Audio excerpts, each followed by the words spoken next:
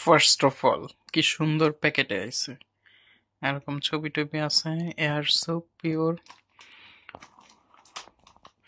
আর বাংলাদেশে যদিও এটা থেকে অনেক সস্তা পাওয়া যায়, বাট বাংলাদেশে হচ্ছে থাকে ছোট একটা, আর এনে অনেকগুলি প্লান্ট, অনেকগুলো ফুলও আছে, আর এক একটা ফুল দুই দুই মাসের মতো থাকে। আচ্ছা, যাই হোক। সো এদিকে সব কিছু ইংলিশে আছে, এই জিনিসটা স্ট্রেঞ্জ। পর্তুগালে ইংলিশ খুব কমই দেখা যায়, আর সবকিছু সুন্দর সুন্দর এক্সপ্লেন করে দেওয়া আছে। 1x in 5 days মানে প্রতি 5 দিনে একবার পানি দেও। তাপমাত্রা হচ্ছে 18 থেকে 25 ডিগ্রি। হালফ সানি মানে একদম সূর্যের নিচেও না, আবার একদম ছায়াতেও না। 30 দিনে একবার। এটা কি? এটা হচ্ছে গিয়ে মনে কোনো এই যে একটা প্লান্টেরই ছাড়তেছে, মনে 30 দিন একবার কোনো সার বা কিছু একটা প্রয়োগ করা। কারো যদি কোনো ইনফরমেশন পেতে চান, এটা স্ক্যান করলে পেয়ে যাবেন। মাত্র €2.5। এটার থেকে জাস্ট টপটা এটা একটু ছোট, টপটা একটু বড়, বাট প্লান্টের সাইজ একই। সেটা বলতেছিল €13 সামথিং, আবার €13 থেকেও বেশি।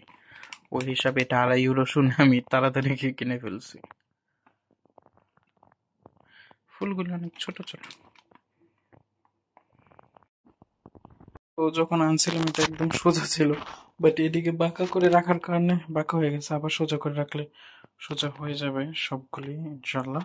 সো মাত্র আমি যে এই কাঠের গুঁড়ি নিচে দিছি, তারপর মাটি, তারপর উপরে আবার একটু কাঠের গুঁড়ি দিয়ে বিয়ারের বোতলটাতে লাগাইছি। এখন এদিকে হচ্ছে বেসিং, এদিকে হচ্ছে এই ফসলটা, ওই পাশে আমি হচ্ছে যে কর্নার একটা জায়গা আছে ভালো, ওইদিকে এটা হচ্ছে এটার উপরের পার্টটা বিয়ারের বোতলের কাটছে। এখন এটাকে এভাবে উল্টো করে রাখে এটার উপরে এটা সেট করে দেব। সো ওই কর্নারে ফাইনালি এটা রাখছি, নিচে আমার গোপ্রোর বাক্স রয়েছে। আর এদিকে উপরে আমি কার্ডবোর্ড দিয়ে যেরকম বোর্ড দিয়ে, তারপর এই যে লাগেজগুলি আছে লাগেজগুলি এদিকে রাখবো। আর এখন রাখার পরে খেয়াল করে দেখলাম ফুলগুলি সব উল্টা দিকে। সো ওই দিকে ফুলগুলি, যাক সমস্যা নাই, এগুলি এদিকে হবে উপরের গুলো দিয়ে। হাতটা আমার একটু কাটছে, জ্বলতেছে। আর সাবধান থাকতে হবে, ভালো করে এখন হাত দিতে হবে, কারণ নিচের পাতাগুলো আমি কাটছি। সো এটা পয়জনাস গাছ, যাতে কাটা জায়গা দিয়ে আমার না যায় পয়জন। মানে একটা জিনিস আমার যে কতবার করা লাগে, প্যাকিং করো, এই করো, সেই করো, এই গ্যাঞ্জাম সেই গ্যাঞ্জাম, বারবার বারবার।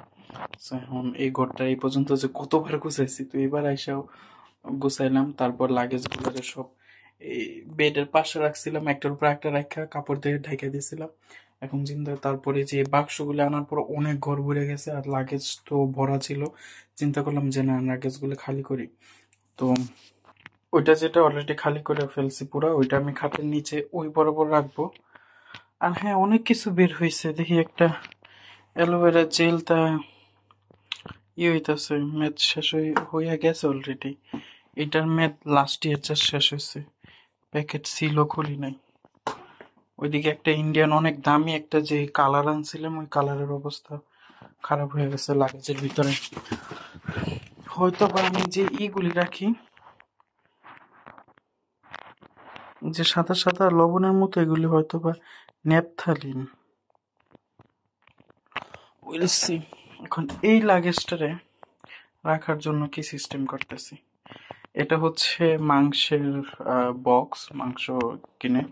সো এই যে এটা যেরকম বড়, এটা কিন্তু এটা নিচের পার্ট ছিল। তা আমি ওইটাকে কাইটাই, যে এ পর্যন্ত এই দিক থেকে জয়েন্ট ছিল, মানে এ পর্যন্ত বড় ছিল, এ পর্যন্ত ছিললাম, ছিঁড়া এটারে এতটুকু উপরে তুলে দিছি। কষ্টের দিয়ে দুই সাইড দিয়ে ভালোভাবে লক করছি। লক করে এখন এইটার আবার সেম ওইটার মতো এরকম পার্ট করলাম, খুললে এখন এরকম করে ঢেকে দিতেছি দিয়ে। এদিকে সেট, ওইদিকে একটু ফাঁকা আছে, বোতল দেওয়া আছে, পানি দেওয়া যাবে। কিন্তু এখনো ডিসাইড ফাইনাল না যে গাছটা দিকে। তারপর যে ঠোঁট এরকম গোলাপি লাল দেখা যেতেছে। আমার মোবাইল রিসেন্টলি যে আবল তাবল কালার পিক করে, তো এই যে এই টেবিলের যে আমার ইটা ছিল, কাপড়টা ছিল, এটা দিয়ে ঢেকে দেবো এদিকে। কারণ এই পাশে আবার বক্সটা দিতেছি কি কারণে, কারণ এই পাশে বেসিং, ব্রাশ ব্রাশ করে বেসিং এ, সো সমস্যা, পানি ছিটা যায় স্বাভাবিক। সো লাগে যে যাতে বেশি হিউমিডিটি না ধরে, এই কারণে বাক্স নষ্ট হয়ে যাবো, বাক্স ফালাই দিয়ে নতুন আবার বাক্স লাগাই দিব। স্লার্স অফ ওয়ার্ক। এখন রাতের বাজে 2টা। তারপর দেখতেছেন এগুলির অবস্থা কি হয়েছে। এগুলো কিন্তু মাত্র কিছুদিন আগে সব বাক্সতে গুছাইছি, কিন্তু তারপর অনেক জিনিস এনে রাখতে হইতেছে। কারণ দেখতেছি যে মন্য যে সকালবেলা নাস্তার সাথে যে বীজ খাই ওইটা লাগবো, ময়দার সেমাই বানাতে চাইছি ওইটা লাগবে, এরকম এক এক জিনিস নিতে নিতে মানে লাগেজের থেকে বের করতে করতে লাস্টে সবই। এই কারণে চিন্তা করলাম যে না, সব বের করে দিই, কারণ লাগেজের ভিতরে রেখে সব নষ্ট করে লাভ নেই। তো এরপর আবার কালকে এই জায়গাটার গোছামো। এই কারণে রেস্ট কিছু বাক্স আছে, বক্সের ভিতরে এই যে মরিচগুলো এগুলি সব ভরমু, এই জায়গাটারে গোছামো। এগুলি সব খাবারের জিনিস। এই যে আমি এই বড়ই সত্য বানাইছিলাম, ওইগুলি এগুলি। আর এটা যে কিনছি এটা কোনো কাজই দিতেছে না, মাঝখানে আমি কেটেও দিছি যাতে তাড়াতাড়ি গ্রান বের হয়, বাট এটাতে পানি দিতে হইব না কি বুঝতেছি না, আমি পুরা দেখবো। এই হচ্ছে প্লান্টস, এখনো এই গাছগুলি লাগাই নাই, জাস্ট পানি দিয়ে রেখে দিছি। আজকে আবার ওই গাছটার থেকে, ওই ফুল গাছটার থেকে দেখলাম পুদিনা, এটা এদিকে রাখলাম, পরে দেখবো নাকি। আর এই যে এটা কিনে আনছি, এইটারে এই ছোট্ট পট থেকে এই বড় পটে ট্রান্সপ্লান্ট করবো। আর এগুলির জন্য চায়নার থেকে আমি এমন লম্বা, মানে এরকম লম্বা পট ছিল, ওইটা আছে ওই এটাতে। এই কারণে এগুলি আজকে সব গুছাইলাম, ওইটা আবার কালকে খুললে ওইটা নিচ থেকে বের করবো। হাই ভিদা, এগুলি গুছাইতেছি, অনেক লাগেজের গুলি আবার সুন্দর করে কার্টুন একদম মানে সেট করছি, কস্টিপ লাগে একদম সিলগালা করে দিছি যে ওইগুলি লাগবো না। সো ওইগুলি ফিচার এখন আবার টাকা জমায় বাড়ি কেনার পরে, তারপর আস্তে আস্তে যখন বন্ধ পাবো তখন একটা দুইটা লাগেজে ভরবো, ভরে ভরে বাসায় নিয়ে জমাইতে থাকবো আবার। সো এই হচ্ছে,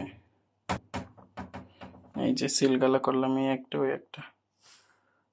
এটার ভিতর বেসিক্যালি ব্যাগের ভিতরে টুকটাক মাল সামান, আর ওই ব্যাগটার ভিতর মেইন জিনিস হচ্ছে ইলেকট্রিক কুকারটা যেটা কিনছি। আর এরকম লাড়াচাড়া অলরেডি এক জায়গায় ভেঙে গেছে, অথচ আমি আজ পর্যন্ত এটা সুইচ দিই না, অন করি না, ইউজ করি না।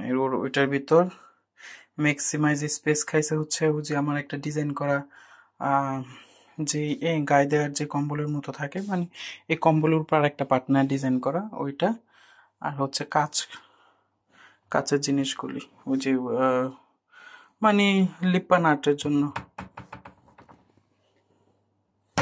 আর এগুলি কাঠের গুড়ি গাছ লাগাইতে।